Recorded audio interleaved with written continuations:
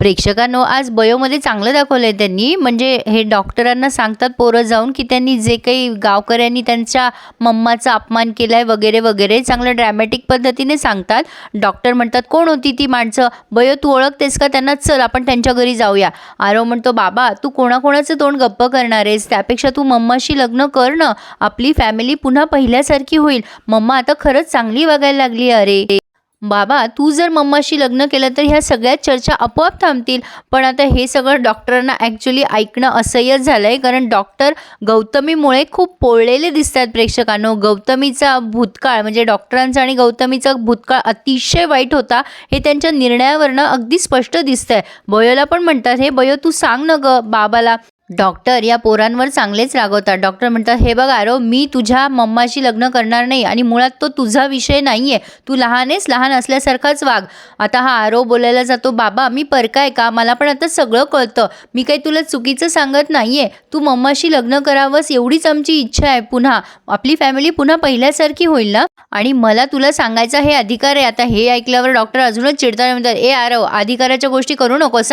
मला अशा गोष्टी सांगायच्या नाही. तो तुझा विषय नाही आहे मुळात. माझा आणि गौतमीचा घटस्फोट झालाय, त्यामुळे मी गौतमीशी पुन्हा लग्न करणार नाही, या जन्मात तर मुळीच नाही. आरव पुन्हा बोलायला जातो तेव्हा डॉक्टर त्याला अक्षरशः हकलवून लावतात, निघ आरव.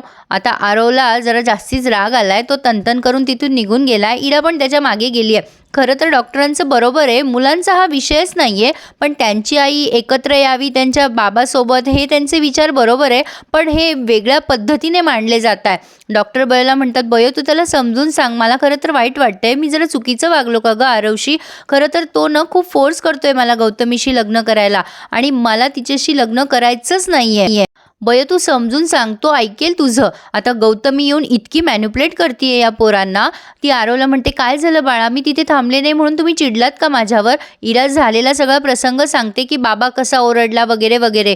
त्यावरती आरवला ती म्हणते, आरव तुझा बाबा असाच आहे, तू आता ही गोष्ट विसरावी ना म्हणून तो तुझ्यावर ओरडला. पण आता इगो आलाय आरवला, आणि आरवचा इगो बोलतोय हे, की मम्मा आता तर मी बाबाला तुझ्याशी लग्न करायलाच लावेल, मी हा विषय सोडणार नाही. आता गौतमी म्हणते, गो माझं सोनं, किती किती नशीबवान आहे मी, मला तुमच्यासारखी मुलं मिळालीत. किती विचार करता रे तुम्ही माझा. काळजी करू नका, हा सगळं पूर्वीसारखं छान होईल लवकरच. बयो घरी येता येता विचार करते, की आरव दादा आणि बाबाचे पुन्हा भांडणं व्हायला लागले. आरव दादा मध्ये किती चांगला वागत होता, पण आता हे फक्त त्याच्या आईमुळे होते. त्याची आई त्याला मुद्दाम असं गोडगोड बोलून बाबांच्या विरुद्ध भडकवतीये. असं का करतीये ती? आरव दादाला कळायला हवं, की त्याची आई त्याच्याशी चुकीचं वागतीये, पण शेवटी आईच ना ती. पण आता इतक्यात रस्त्यात ही बघते, की रमाकांत गावामध्ये साड्या बिड्या वाटतोय. तो ग्रामपंचायतीच्या निवडणुकीला उभा आहे. आ बैल मुझे मार, अशी रमाकांतची परिस्थिती आहे प्रेक्षकांनो. आता बयोला साडी देतो गोट्या म्हणून रमाकांत ओरडतो, ए ती काय 18 वर्षाची आहे का? ती काय मला मत देणार आहे का? बयो म्हणते, मला नकोय तुमची फुकटची साडी, असं म्हणून बयो निघून गेली आहे. पण आता गौतमी प्रेक्षकांनो इराला म्हणते, इरा इरा आता सगळं आपल्या मनासारखं होणार आहे.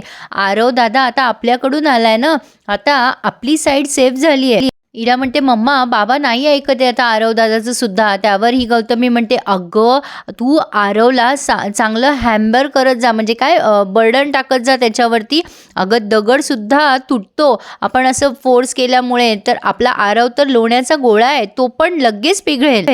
इरा म्हणते, मग आपण मुंबईला जायचं. गौतमी म्हणते, आत्ताच नाही, सगळं व्यवस्थित झाल्यावर. तू फक्त आरवला सारखं बोलत राहा. थोडक्यात गौतमीला हे सांगायचं आहे, की आरवला हा विषय विसरू देऊ नको. पण प्रेक्षकांनो, आता रमाकांतने गावात अशी हवा निर्माण केली आहे, जणू काही तो जिंकलाच आहे ग्रामपंचायतीची निवडणूक. आता तिथे अनु टीचर आलाय, घाणेकर काकूच्या घरासमोर उभा आहे हा.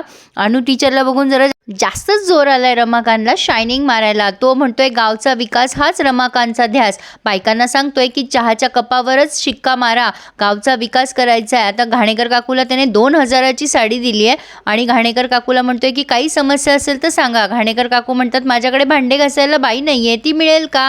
रमाकांत म्हणतो, ती तुमची घरातली वैयक्तिक समस्या आहे, गावाची काही समस्या असेल तर ती मला सांगा.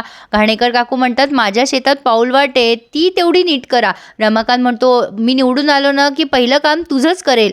आता पैठणी द्यायला सांगतो तो गोट्याला. गोट्या हळूच म्हणतो, ती तर सुमन वहिनी. आता हा म्हणतो, तुला जेवढं सांगितलं तेवढं कर ना.